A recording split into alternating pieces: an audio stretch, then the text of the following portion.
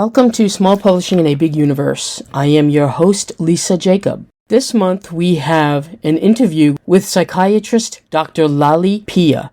From our sponsors this month, Water Dragon Publishing presents two new books, The Deathbringer by J. Scott Coatsworth and Dragon Gems, the Summer 2024.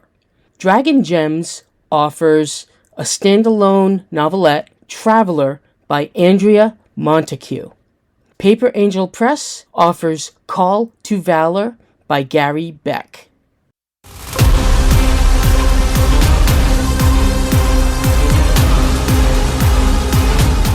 The Deathbringer, The Tharassa Cycle, Book 4 by J. Scott Coatsworth.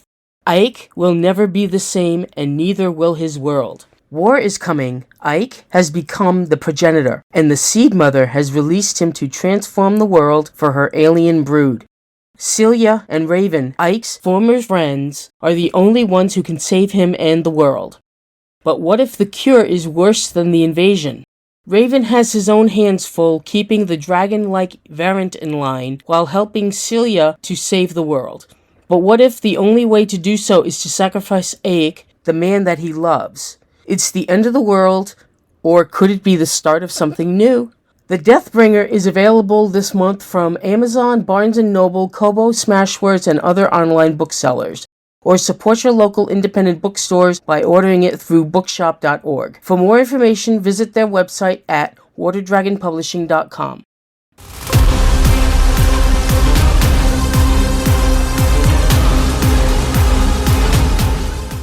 Welcome to Small Publishing in a Big Universe, and we have with us Lally Pia, the author of the book The Fortune Teller's Prophecy, a memoir of an unlikely doctor. The overriding theme is recovery from hardship and hope. A 6-month-old child is taken by her parents to see a fortune teller in Sri Lanka. Priest tells the parents that their daughter is going to become a doctor of doctors. When you fast forward to age 21, I'm stuck in Ghana as the family has left for a better life in California, but I'm caught in an immigration snafu. Then let's go to age 35. I'm a single mom on welfare with 2 daughters working a dead-end job. I'm working at UC Davis's donated body program and actually removing human heads and body parts. And that's actually where my story begins. Wow. How did you end up in that job? I just needed a job. I was a single parent. I was actually on food stamps. I needed anything that would get me some money. So first I was working with rats at UC Davis, and I just hated killing those rats. I hated working with those. And so when this came out and it was at the medical school, I thought, great. I didn't realize that I was just one person and I was in charge of the body program. So every day I'd, lift up the coolers, see who died. And then I'd think, should we embalm the body for the students or shall I take body parts off? And I was doing it all solo. So it was very awful. And I had a freezer full of body parts. I actually had labels, and I'd say heads and then ankles. And to make it not so horrible, when I gave a tour of the morgue, I'd say heads and shoulders, knees and toes, I really did. Doing these things inspire you to write a memoir as opposed to a fictional memoir. So what inspired me was everyone I met who heard my story, because it was so convoluted from continent to continent. They said, you've got to write a book. And I really wasn't a memoir writer or even interested in memoirs. But the more people who told me this, I thought, whatever. And so I basically did it, not because I felt a calling, because I'm really into fiction. I'm really into chilling novels that are full of suspense. It was because people drove me. They said, your story is so interesting, you've got to put it down. And that's why I did it. Of course, it's going to be a useful thing for my kids to listen when they grow up because it's inspirational. It won an award for inspiring and uplifting memoir. So I really feel that it's going to speak to a lot of people who, when they're stuck, they think, hey, I can't get out of this rut. And so I really feel like it's going to speak to people to never give up, because the last few words in the book are, never, ever give up. In fact, and I just recently got a message from someone who read the book. She said that I wanted to be a librarian, and I'm thinking, how can I do that? I'm 42.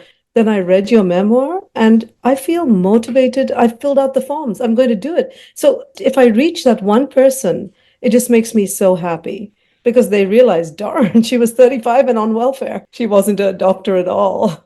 Have you written any novels? Yes, I'm currently finishing off a novel. It's about a psychiatrist. I was a psychiatrist working in a jail in Redwood City. So when you go there, you think, oh, this is where all the bad guys are. But you realize after speaking to people that you could be right here with this person. And I also thought there were so many ethical quandaries. So my next book, which is, I'd say, 90% done, is about a psychiatrist in a jail, and she has to make a tough decision. Should she tell all and save an innocent man, or keep quiet to keep her license and keep her livelihood? So that's how I framed it. But it's a suspensing. It's nothing like my memoir right now. Does it have a title yet? I called it The Meat Slab. I don't know if I'll keep it. People are like, oh, but there's vegetarians out there. I'm Okay. just editing it. I found out from writing, it's never about just writing. It's about editing, editing, editing, and getting people's critique and then re-editing. And so I'm in the editing phase. Are you self-published? I'm with publishing companies called She Writes Press. They're just switching to being distributed by Simon and Schuster. But I entered a competition and I won a publishing deal. It came with publicity, 500 books. It's been just incredible. It's worth, I guess, thousands of dollars. I didn't know that at the time, but one of the coolest things about publishing with them is that you meet with the publisher every week on a Tuesday. She has an office hour, and all of us are in the sisterhood. So I love that engagement with other people who are already there. I never knew that there was so much involved in writing a book, but it's been fun. And you know what's interesting is in my current day job, when I'm talking to children, I'm a child psychiatrist. You're there and you're just like this, and you don't say anything, and they're talking, and you say a few words here and there. But when you're trying to promote your book, you have to really have a new persona. Like when I'm in a bookstore and I'm pushing my book, I'm like, hi, you look like you're in the mood for an uplifting memoir. And I found that I'm actually pretty darn good at it because it's scary. It's such a different thing to go out there and be so open. Are you typically an introvert or an extrovert? I think I'm an extrovert. In fact, my friends say, yes, we knew you're an extrovert all along, Lally. You didn't know it. I'm always the one to go out and think, oh, whatever, I'll put my foot in it and I'll go forward rather than being an introvert. But when you're writing, since you do have a day job, what is your normal schedule like? So my normal schedule is I made it this way. I could make much more money if I worked every day, but I'm told very sad and terrifying stories sometimes. So it's hard to not let that get to you. So I figured I would do best if I could work 3 days a week. So I work 3 full days, Monday, Tuesday, Wednesday, and then the rest of the week it's like Thanksgiving. So what does that do? Well, it allows me to write, which has been wonderful, but it allows me to truly let my mind not think about what I've just heard. Usually these are stories of sexual abuse, physical abuse, terrible. So there was one time when I decided I normally do not bring my work home. So by setting that barrier of don't bring the work home, I can actually do my job. And if you're just working nonstop, you don't have a time to just relax and get used to what you just heard. So even after doing this all these years, I think it's critical, and I can afford to have 4 days of off and work 3 days. I'm just grateful, and it's made me able to write and meet with friends and get critiqued and so on. It seems like Mhm. before you write these things down, you need to have a certain set of distance. Like your next novel is about a psychiatrist in a prison, and you had done that. So you have a long distance between them. Do you think that at some point you would write something about what you're presently doing when you get some distance? Or is this just, no, I'm not going to touch this stuff? No, I would say that the idea for the psychiatrist in the jail story was happening when I was in the jail. And I actually had jotted down a lot of it. So I don't think I needed that distance, but it obviously helps you to frame things better. And I was a terrible writer. I wasn't a writer. I didn't even know the first thing about writing. This was like 6 years ago. I thought, hey, what do people do when they've got a book? I know, they find an agent. So I thought, okay, what I'm going to do is my manuscript wasn't done. I had written like 75% of it at the time. And I thought, oh, I'm going to look for agents. So I chose my dream agent, which would be Greenberger, because I love that sort of thing, Da Vinci Code, all of that. So I thought that would be my dream agent. And then let me just pick two from the hat. Because I'd heard that after you do that, then people will say, if they look at it, if they even look at it, they'll say, give me a paragraph or give me a one-liner. It'll take months. So I sat back. And in 2 months, the other two that I had applied to said, I think one didn't respond and one Said, no, thank you. But the dream publisher said, I think it was within 3 weeks, send us the entire manuscript at your earliest convenience. And I was like, oh my God, I didn't know what I was doing. I hadn't written it. So I went to my friend who said, oh, you can't do that. People have a book before they go to query. And so I actually said, can I have 2 weeks? And I went through and did a crappy job. And it was so bad. Like in chapter 7, someone might say, hey, what's your name? And they knew the name in chapter 1. Anyway, yeah, that's how bad it was. But I sent it over, and despite that, she wrote back and said, I like your premise. We liked your characters. I mean, I can't believe it. I got a full response. Of course, they didn't say send it right now, but they asked me to fix stuff up. But I have found since that that was a weird thing that happened. So I think now that it's fixed up, I know there's going to be an audience. If I could mess up that long ago, I can do better. Is there anything that you could give as advice other than never give up to new writers? Yeah, I would say spread your net wide, first of all. But before you even do that, when I got into this, like I said, I've been doing medical school, so I didn't have a chance to find out, is this garbage? So my first bit of advice is for people to join a book club. I found one on Meetup. I said, hey. And then I thought, there's this many people who love what they do. And they were telling me, oh, that's a gerund, that's a this. And so you get so much critique and so many suggestions for how to improve your work. So it helps you develop a thick skin, because when you write, it's so tender. It's like showing people your underwear. It's so sensitive. And then as people say, no, I don't like this, or I like this, you start realizing you can take it. You can take it. And then you also find that in that group, I had a group of 12 people, that some of the people in there are very, very, I mean, love what you write. And some of the others think, that's awful. So in a way, you realize I have an audience that's specific. Even in this group of 12, some people may like or hate the same thing. So I went through that sort of process, and that helped me. And I did that for years. And I was shaking the days I was presenting, like, well, what will they say about my work? But then as time went on, I got more and more, that's nice, that's nice. And I didn't have real critique. So I workshopped my book at a full manuscript reading. And when I did that,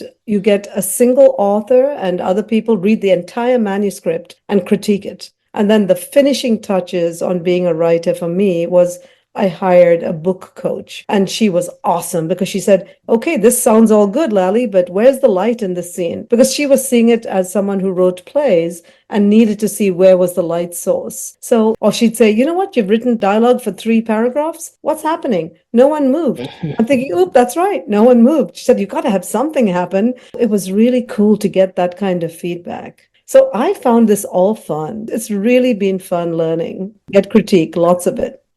Where can people contact you? They can go on my website. That's got all the links. I've also got an audiobook. My website is lallypia.com.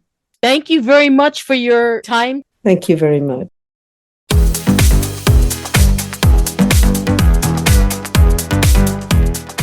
New from Water Dragon Publishing, Dragon Gems Summer 2024. A fairy godmother has to opt for a career change, and there are more than just cats in that bodega. Speaking of cats, one wants to be king of cats, but has to drag his crafty chamberlain in with him.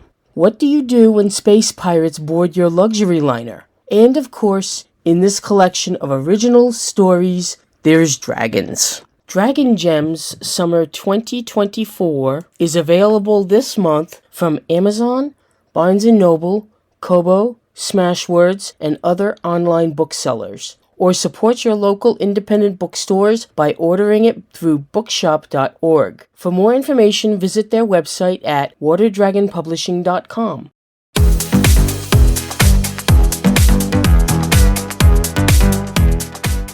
Thanks again to our guest, Dr. Lally Pia. We plan on publishing another episode around the third Wednesday of every month. Watch for episodes around that time. If you want to know more about small publishing in a big universe, visit our website at spbu-podcast.com and subscribe to our newsletter. Send us your feedback by using the Contact Us link. Like us on Facebook at SPBU Podcast. Contact us on X at SPBU_podcast. To find out more about the books and other products featured during this episode, please visit the SPBU Marketplace at spbu-marketplace.com. This podcast was recorded and edited by yours truly, Lisa Jacob. Executive producer is Stephen Radecki. Theme and ad music is provided by Melody Loops. Enhanced transcription services are provided by Lisa Jacob. This month's episode was sponsored by Water Dragon Publishing and Paper Angel Press. You can listen to our podcast on Apple Podcasts, Spotify, Amazon Music, and most of your favorite podcast services. Thank you very much for listening, and talk to you soon.